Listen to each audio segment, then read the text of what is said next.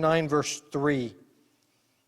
9:3, I set my face unto the Lord to seek by prayer and supplication with fasting, sackcloth, and ashes. And I prayed unto the Lord my God, and I made my confession, and said, O Lord, the great and dreadful God, keeping the covenant and mercy to them that love him, and to them that keep his commandments. Verse 5, we have sinned.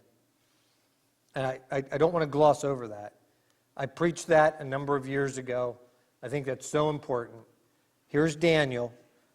Daniel was taken as a young person into captivity from the nation of Israel. We have very little record of anybody godly. There were others, but we don't know who they were. We know about Daniel, and we know about his friends, Shadrach, Meshach, and Abednego. And we know the stand that they all took under Nebuchadnezzar, and then the kings after him, and the risk that they put to their lives, i.e. the fiery furnace and the lion's den and so forth. So there were just a handful that we have record of godly people, Daniel being the leader of that group, and Daniel being the one we have the most information on. Daniel was not in captivity because of Daniel's sin. Right? No. Daniel was in captivity because of his nation's sin. His nation had sinned. They had been warned and warned and warned, and finally God had had enough. And he took them into captivity. The northern kingdom first, the southern kingdom second. Daniel's taken away as a young person in the midst of that. And Daniel will spend his entire life in captivity. Daniel doesn't get to go home.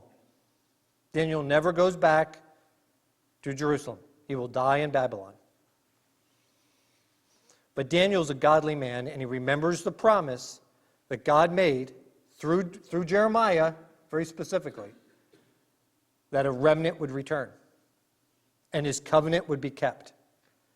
And so Daniel, this godly man, listen, not a pastor, didn't have a church, i.e. synagogue in Babylon to go to, didn't have that prayer group, didn't have his pastor, his minister, his priest to lean on. He's pretty much by himself down there.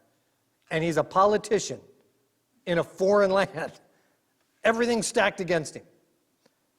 But Daniel has strong faith in God. So Daniel prays in verse 3, and he says in verse 5, listen, we have sinned and have committed iniquity and have done wickedly and have rebelled, even by departing from thy precepts and from thy judgments. Neither have we hearkened unto thy servants and thy prophets. I can't emphasize enough the fact that Daniel took the responsibility of his entire country on his shoulders. It would have made human sense for Daniel to say, listen, I know what they did, and I know how they messed up. And I don't know why I'm suffering for it, but here I am. So God, if you're out there, help me out of this mess. Right? That sounds like a human answer to the problem. And yet Daniel understood Scripture and what God was doing and how his country ended up there, and by de facto how he ended up here. And Daniel says, God, I don't see anybody else. I don't see anybody else praying about this. I will pray about it. And Daniel confessed the sins of his country. Daniel took it upon himself.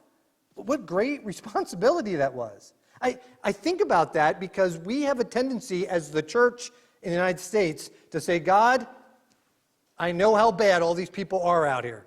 Our politicians stink. Our school boards stink. Nobody cares. Look at this mess out there. They're a mess. Thank goodness we still stand for you, but the rest of them are rotten. God, bring revival to our country. That just didn't seem to be, listen, that didn't seem to be the way Daniel handled it. Daniel said, you know what? They don't care, but I care. God, I'm sorry for all of us. He took the responsibility on himself. That's a very important thing.